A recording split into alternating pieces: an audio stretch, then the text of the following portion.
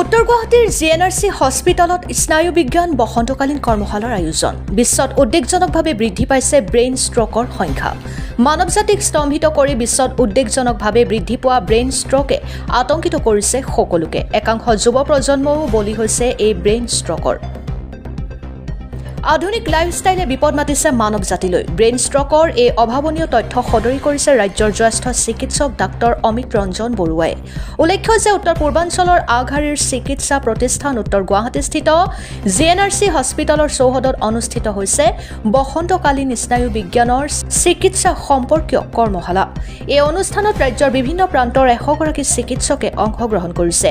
কৰ্মশালাত স্নায়ু ৰোগ, স্নায়ু শল্য আৰু স্নায়ু মনোৰোগ বিভাগৰ চিকিৎসাৰ শেহতীয়া উদ্ভাৱন আৰু গতিবিধিৰ বিষয়ে বিতংকৈ আলোচনা কৰা হয়। কাৰ্যসূচীৰ আৰম্ভণিতে আদৰণি ভাষণ প্ৰদান কৰে উত্তৰ গুৱাহাটী জিএনআৰচি হস্পিটেলৰ চিকিৎসা প্ৰশাসনিক বিষয়া ডাক্তৰ প্ৰীতম কুমাৰ চৌৱে। অনুষ্ঠানত একিউট মেনেজমেণ্ট অৱ ষ্ট্ৰক সম্পৰ্কত ভাষণ দি চিকিৎসালয়খনৰ স্নায়ু বিভাগৰ জ্যেষ্ঠ পৰামৰ্শদাতা ডাক্তৰ অমিত ৰঞ্জন বৰুৱাই ষ্ট্ৰক অক্ষমতা হ্ৰাস কৰাৰ বাবে অপৰিহাৰ্য শেহতীয়া চিকিৎসা প্ৰটকল আৰু দ্ৰুত সঁহাৰিৰ কৌশলসমূহৰ ওপৰত আলোকপাত কৰে। স্নায়ু শল্য বিভাগৰ জ্যেষ্ঠ পৰামৰ্শদাতা ডক্টৰ সুনীল পাঞ্চালে মূৰৰ আঘাতৰ ক্ষেত্ৰত চিকিৎসাৰ ফলাফল উন্নত কৰাৰ উদ্দেশ্যে হাস্পতাল পোৱাৰ আগতে ল'বলগীয়া বিভিন্ন পদক্ষেপৰ বিষয়ে উল্লেখ কৰে। স্নায়ু মনোৰোগ বিভাগৰ পৰামৰ্শদাতা ডাক্তৰ চেপলিন বেজে লিংগ আৰু বৈচিত্ৰ্যৰ প্ৰভাৱৰ বিষয়ে ব্যাখ্যা আগবঢ়ায়। উত্তৰ গুৱাহাটীৰ পৰা পংকজ দাসৰ ৰিপৰ্ট, অৰুণোদয় আছাম। চিকিৎসা বিজ্ঞানটো হৈছে এটা অতি গতিশীল বস্তু। বিভিন্ন সময়ত ইয়াত ন সংযোজন ঘটি থাকে।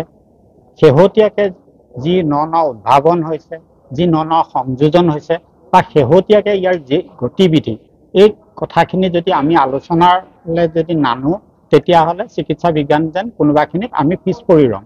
এই কথাখিনিকে আমি উপলব্ধি কৰি পেলাই জিএনআৰচি নৰ্থ গুৱাহাটী বা জিএনআৰচি হস্পিটেলে সময়ে সময়ে ইয়াত CME বিলাক পাতি থকা যায়। CME হৈছে যে কণ্টিনিউৱাছ মেডিকেল এডুকেশ্যন।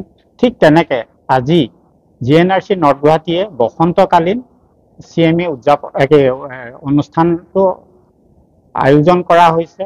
স্থানীয় আৰু জিএনআৰচিৰ প্ৰায় 100ৰো অধিক ডক্টৰে এই অনুষ্ঠানত অংশগ্ৰহণ কৰে আৰু এই অনুষ্ঠানত শেহতীয়া যি সংযোজন, শেহতীয়া যি উদ্ভাৱন বা শেহতীয়া চিকিৎসা বিজ্ঞানৰ যি গতিবিধি, সেইবিলাকৰ ওপৰত পুংখানুপুংখভাৱে আলোচনা কৰা হয়।